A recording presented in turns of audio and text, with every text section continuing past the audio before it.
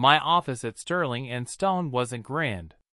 It was a comfortable space, filled with an organized clutter of client files, dog-eared industry reports, and a collection of slightly dated personal photos. For 32 years, this room, and the cubicles I'd occupied before it, had been my professional home. I was Ben Carter, a veteran account manager. Some called me the Client Whisperer, a moniker I found a little dramatic for my quiet approach, but it held a kernel of truth. My job was relationships. Deep, decades-long, personal relationships. My biggest relationship, by far, was with Robert Maxwell, the CEO of Apex Solutions. Apex wasn't just Sterling and Stone's biggest client. They were practically a tentpole of our existence. Their multi-million-dollar account wasn't just significant.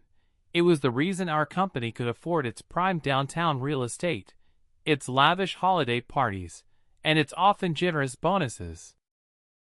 Robert and I had started in our respective companies around the same time. We'd watched our children grow up through grainy photographs exchanged over lunch. We'd weathered economic downturns, celebrated industry successes, and even mourned personal losses. Our bond wasn't about contracts or quarterly reports. It was built on trust, mutual respect, and a shared understanding of the long game. Robert didn't do business with Sterling and Stone. He did business with Ben Carter. And everyone who truly mattered at Sterling and Stone knew it. Everyone, that is, except the new blood. Victor Thorne. He arrived 6 months ago, fresh out of some top-tier business school, parachuted in as CEO by a board hungry for disruption.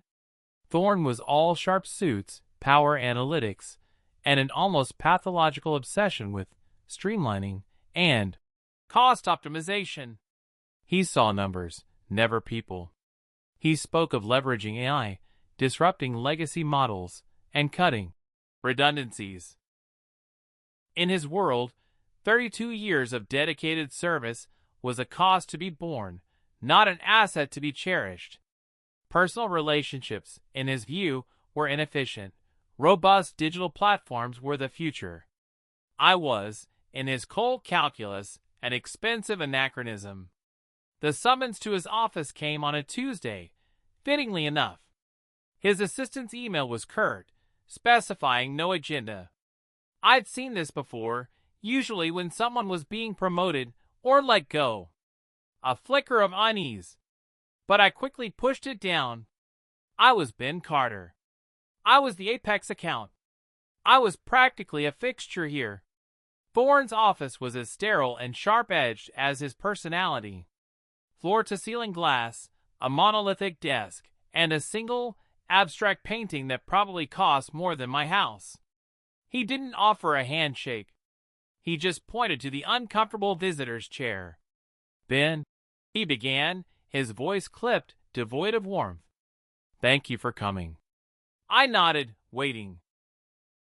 My internal clock, that familiar rhythm that had guided me through thousands of meetings, seemed to grind to a halt. "We've been conducting a comprehensive review of our operational efficiencies," he continued, launching into the corporate jargon I had learned to tune out years ago. "Identifying areas for significant cost reduction. Modernizing our approach to client engagement." I listened, my mind trying to find the relevance to my role. My client engagement was as modern as it needed to be. A phone call, a lunch, a genuine understanding of their needs. "As part of this necessary restructuring," he stated, looking directly at me with eyes that held no recognition, "we've made the difficult decision to streamline our account management division. We're moving towards a more platform-centric model. Consequently, your role, Ben, has been deemed redundant." Redundant? The word hung in the air, absurd, alien. Me? Redundant? My deep, personal connection to our biggest client, the very lifeblood of this company, was being called redundant? "Effective immediately," he added, as if to underscore the finality. HR will follow up regarding your severance package and outplacement services. We wish you the best in your future endeavors. I just sat there, numb. My ears buzzed. Effective immediately. He didn't ask about Apex. He didn't ask about Robert Maxwell. He didn't ask about my personal relationship that had kept that multi-million-dollar account glued to Sterling and Stone for 2 decades. He simply saw a salary line item, a number that could be cut and replaced by some digital tool or a younger, cheaper face. Understood, I heard myself say, the word a quiet exhale. It was the only response that felt like it maintained an ounce of dignity, a refusal to beg or rage. It was a quiet acknowledgement of his catastrophic short-sightedness. I knew instinctively that he had no idea what he had just done. He nodded, already turning back to his tablet, dismissing me. The meeting, if you could call it that, had lasted less than 5 minutes. 32 years. 5 minutes. I walked out of his office, the glass walls feeling suddenly brittle, fragile. My office, the one with the clutter and the familiar photos, felt like a distant memory. I packed a small box, a few personal items, a well-worn coffee mug, the framed photo of Robert Maxwell and me, laughing at a company picnic years ago. It felt like gathering the relics of a forgotten era. Colleagues averted their eyes, or offered quick, uncomfortable murmurs of, "Sorry to hear that, Ben." They knew. They probably didn't know the full extent of what Thorne had just severed, but they knew it was a dismissal born of callousness. I hadn't even made it out of the parking lot when my phone rang. It was Robert Maxwell. He sounded uncharacteristically agitated. "Ben, what the hell is going on?" Robert's voice was tight, laced with an anger I rarely heard from him. "I just got off the phone with Sterling and Stone. They told me you've been fired. Redundant? What in God's name are they thinking?" "Robert," I said, my voice steady despite the tremor in my hands. "It's true. They're moving in a new direction." "A new direction?" "Ben, you are our direction with Sterling and Stone. Our relationship is with you, not them. Do they honestly think some junior account rep or a fancy platform can replace decades of trust? This is an insult. To me, to Apex, to everything we've built." His voice rose, incredulous. "I'm pulling the account, Ben. Effective immediately. This is unacceptable." My heart sunk, not in triumph, but in a quiet, almost painful affirmation. It had happened. Predictably. Catastrophically. "Robert," I said, "I understand." "No, Ben, they don't understand," he roared, his anger now directed squarely at Sterling and Stone. "They won't get another dime from us. I'm calling my legal team right now. This is a breach of trust that goes beyond any contract. You are the only reason we stayed with that company. The only reason." I listened, letting his frustration play out. I offered no arguments, no appeals. I just let the silence on my end speak volumes. Robert was true to his word. The multi-million-dollar account, the very foundation of Sterling and Stone's prosperity, was gone. Just like that. The ink was barely dry on my severance papers. I felt no joy, no vindication. Just a profound, weary sense of certainty. Victor Thorne, in his ruthless pursuit of efficiency, had chopped off the very limb that fed the company. He had wanted to cut costs by replacing an expensive veteran with a cheaper alternative. But he had failed to understand that true value, built on human connection and trust, couldn't be quantified on a spreadsheet. It was priceless. And his short-sightedness was about to cost him, and Sterling and Stone, everything. The initial panic at Sterling and Stone must have been immediate and brutal. The news of Apex pulling their account would hit like a tidal wave, leaving the entire company reeling, exposed to the cold winds of a financial storm. And Victor Thorne, the architect of his own company's destruction, would finally realize his monumental mistake. But by then, it would already be too late. The consequences unfolded with a terrifying speed. The stock market reacted to the news of Apex Solutions' departure like a hawk to a plummeting rabbit. Sterling and Stone's share price, usually a steady incline, went into freefall. The news feeds were ablaze with headlines. Sterling and Stone stock plunges after major client Apex Solutions jumps ship. Analyst warns of deep trouble for Sterling and Stone. The financial loss was staggering, wiping out years of growth in a matter of days. I imagined the desperate internal meetings at Sterling and Stone. Thorne, I pictured, would be red-faced, shouting, demanding explanations for a crisis he had personally engineered. He would convene his remaining senior leadership, analysts, and PR teams, demanding strategies to mitigate the damage.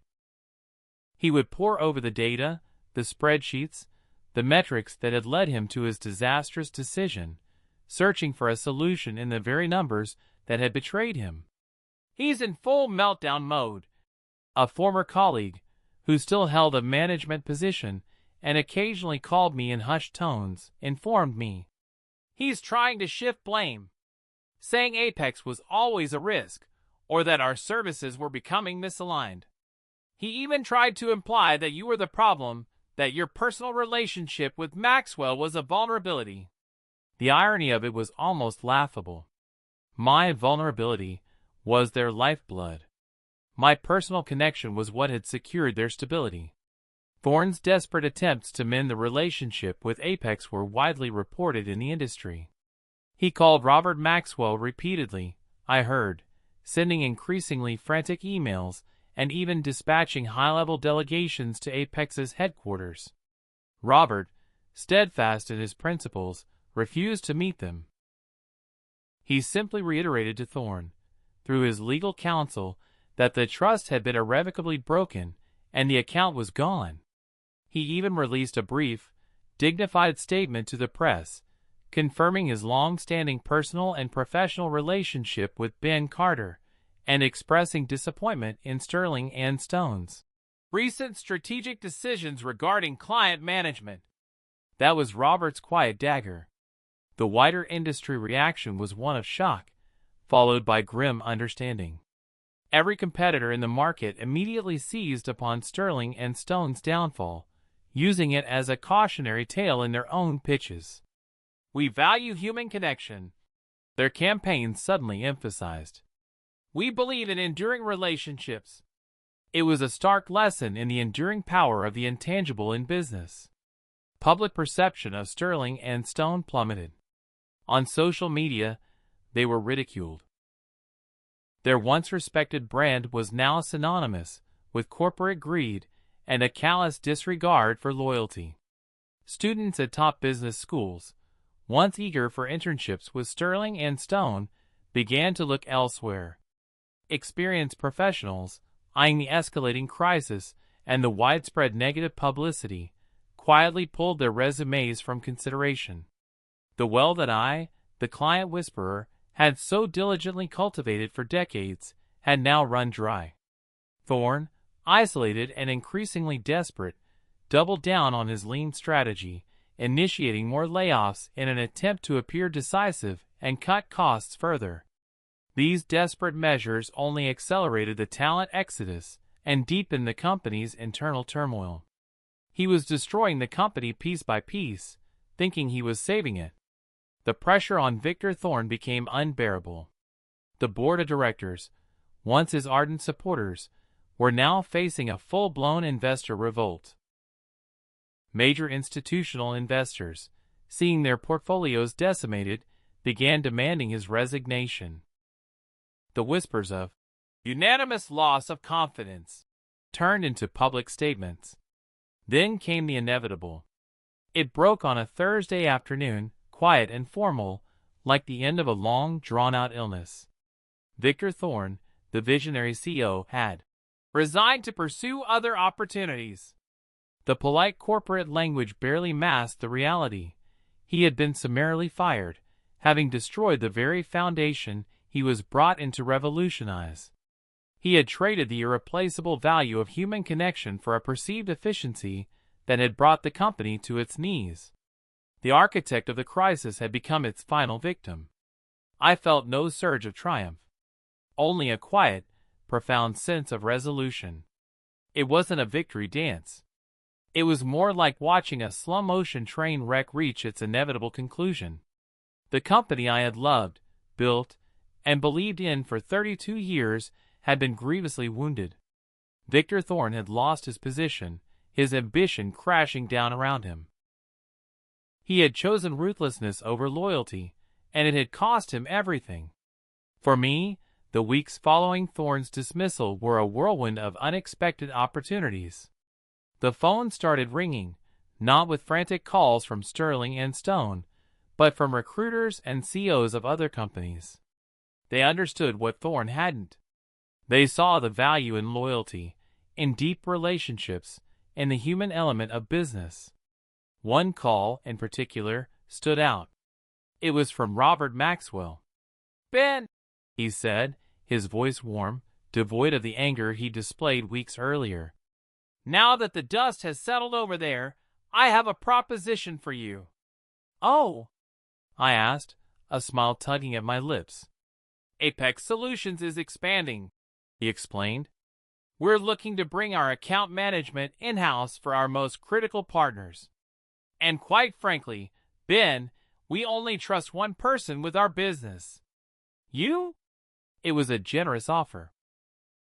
A senior director role, a substantial compensation package, and the chance to build a new division from the ground up, based entirely on the principles of trust and genuine client relationships that I held so dear. It wasn't just a job offer. It was a validation of everything I believed in, everything Thorn had dismissed. I accepted. It felt right. A new chapter, built on the very values that had been so carelessly discarded.